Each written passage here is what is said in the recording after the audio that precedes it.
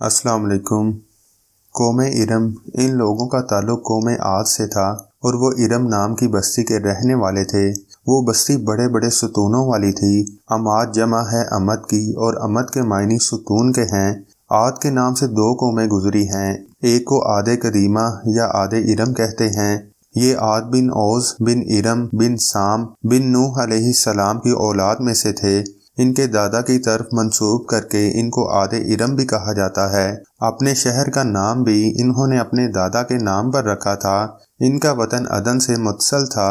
इनकी तरफ हजरत हूद अलैहिस्सलाम मबऊस किए गए थे, लेकिन कौम आद की बदआमालियों के सबब जब उन्हें तबाह कर दिया गया तो हजरत हूद अलैहिस्सलाम हजर मौत की तरफ मुराजत कर गए। उनकी रहाइश अहकाफ के इलाके में थी। हजरत हूद अलैहिस्सलाम की वफ़ात यहीं पर हुई। अहकाफ में बसने वाली इस कौम ने बहुत तरक्की की। अल्लाह ताला ने इस कौम को गैर मामूली कदो-कामत और कुव्वत अता फरमाई थी। इनमें हर शख्स का कद कम अज़ कम 12 गज होता था। ताकत का ये हाल था कि बड़े से बड़ा पत्थर जिसको कई आदमी मिलकर भी ना उठा सके, इनका एक आदमी एक हाथ से उठाकर फेंक देता था। ये लोग ताकत और कुव्वत के बलबूते पर पूरे यमन पर काबिज हो गए। दो बादशाह खास तौर पर इनमें बहुत जाहो जलाल वाले हुए। वो दोनों भाई थे। एक का नाम शदीद था जो बड़ा था, दूसरे का नाम शद्दाद था जो उसके बाद तख्त नशीन हुआ। ये दोनों वसी इलाके पर काबिज हो गए और बेशुमार लश्कर व खजाने उन्होंने जमा कर लिए। शद्दाद ने अपने भाई शदीद के बाद सल्तनत की रौनक और कमाल को अरूज तक पहुंचाया। उस दौर में किसी बादशाह में इतनी जुर्रत और ताकत नहीं थी कि इसका मुकाबला कर सकें। इस तसल्लुत और गलबा ने इसको इतना मगरूर और मुतकब्बिर कर दिया कि इसने खुदाई का दावा कर दिया। उस वक्त के उलमा और मुस्लिहीन ने जो साबिका अंबिया के उलूम के वारिस थे इसे समझाया और अल्लाह के अजाब से डराया तो वो कहने लगा, जो हुकूमत और दौलत और इज्जत इसको अब हासिल है, इससे ज्यादा अल्लाह ताला की इबादत करने से क्या हासिल होगा। नाऊज़ु बिल्लाह। जो कोई किसी की खिदमत और अताअत करता है या तो इज्जत और मनसब की तरक्की के लिए करता है या दौलत के लिए करता है। मुझे तो ये सब कुछ हासिल है, मुझे क्या ज़रूरत कि मैं किसी की इबादत करूं। हज़रत हूद अलैहिस्सलाम ने भी उसे समझाने की कोशिश की, लेकिन बेसूद। समझाने वालों ने ये भी कहा कि यह हुकूमत और दौलत एक फ़ानी चीज़ है, जबकि अल्लाह ताला की अताअत में उखरवी निजात और जन्नत का हसूल है जो दुनिया की हर दौलत से बेहतर और ज़्यादा कीमती है। उसने पूछा, ये जन्नत कैसी होती है, उसकी तारीफ़ और खूबी बताओ। नसीहत करने वालों ने जन्नत की वो सिफ़ात जो अंबिया कराम की तालीमात के ज़रिए उनको मालूम हुई थी उसके सामने बयान की तो उसने कहा, मुझे इस जन्नत की ज़रूरत नहीं, ऐसी जन्नत तो मैं खुद दुनिया में ही बना सकता हूँ। चुनाचे उसने अपनी फौज में से 100 मोतबर अफराद को बुलाया, हर एक को 1000 आदमियों पर मुकर्रर किया और तामीर के सिलसिले में इन सबको अपना नुक्ता नज़र और पसंद समझा दी। इसके बाद पूरी दुनिया में इस काम के माहिरीन को अदन भिजवाने का हुक्म दिया।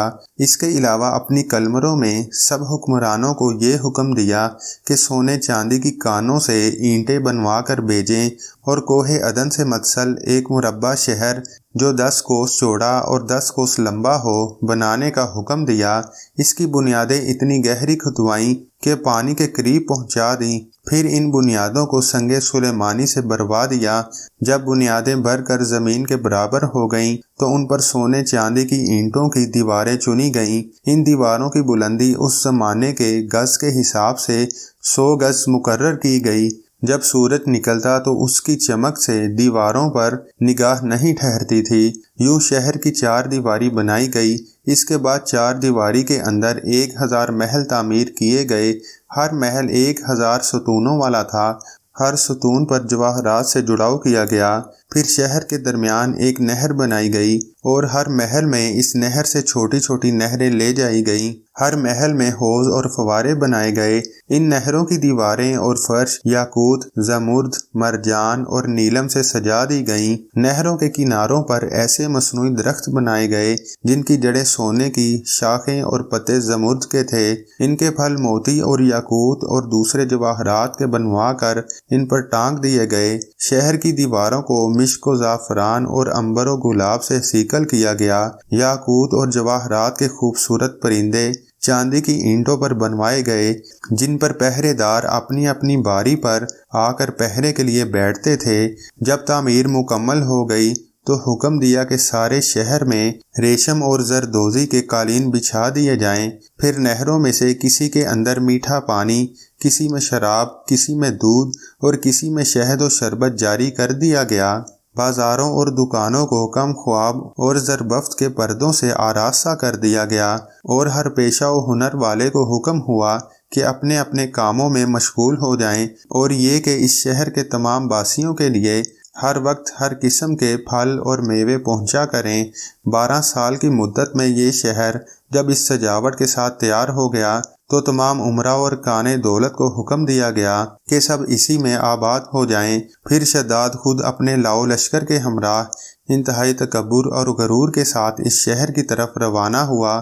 بعض علماء اور مصلحین کو بھی ساتھ لیا اور راستے بھر ان کا مذاق اڑاتے ہوئے ان سے کہتا رہا، ایسی جنت کے لیے تم مجھے کسی اور کے آگے جھکنے اور ذلیل ہونے کا کہہ رہے تھے۔ میری قدرت و دولت تم نے دیکھ لی۔ جب قریب پہنچا تو تمام شہر والے اس کے استقبال کے لیے شہر کے دروازے کے باہر آ گئے اور اس پر زر و جواہر نچھاور کرنے لگے۔ اسی ناز و ادا سے چلتے ہوئے جب شہر کے دروازے پر پہنچا تو روایت ہے کہ ابھی اس نے گھوڑے کی رکاب سے ایک پاؤں نکال کر دروازے کی چوکھٹ پر رکھا ہی کہ اس نے وہاں پہلے سے ایک اجنبی شخص کو کھڑے ہوئے دیکھا۔ اس نے پوچھا، تو کون ہے؟ اس نے کہا، میں ملک الموت ہوں۔ اس نے پوچھا، کیوں آئے ہو؟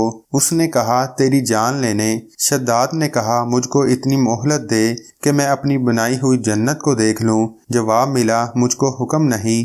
کہا، چلو اس قدر ہی فرصت دے دو کہ گھوڑے پر سے اتر آؤں۔ جواب ملا، اس کی بھی اجازت نہیں۔ چنانچہ ابھی شداد کا ایک پاؤں رکاب میں اور دوسرا چوکھٹ پر ہی تھا کہ ملک الموت نے اس کی روح قبض کر لی۔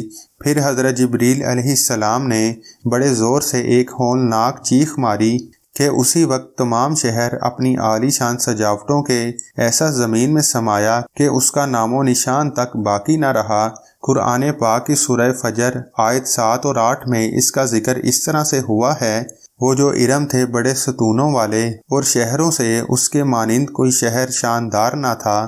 شداد اور اس کی جنت کا انجام معتبر تفاسیر میں لکھا ہے کہ بادشاہ اور اس کے لشکر کے ہلاک ہو جانے کے بعد وہ شہر بھی لوگوں کی نگاہوں سے اوجھل کر دیا گیا، مگر کبھی کبھی رات کے وقت عدن اور اس کے ارد گرد کے لوگوں کو اس کی کچھ روشنی اور جھلک نظر آ جاتی ہے۔ یہ روشنی اس شہر کی دیواروں کی ہوتی تھی۔ آج کی ویڈیو بس یہیں تک تھی۔ اس ویڈیو کو زیادہ سے زیادہ فیس بک اور واٹس ایپ پر شیئر کریں اور ہمارے چینل معلومات کا سفر کو سبسکرائب کریں۔ آپ کا بہت شکریہ۔ اللہ حافظ۔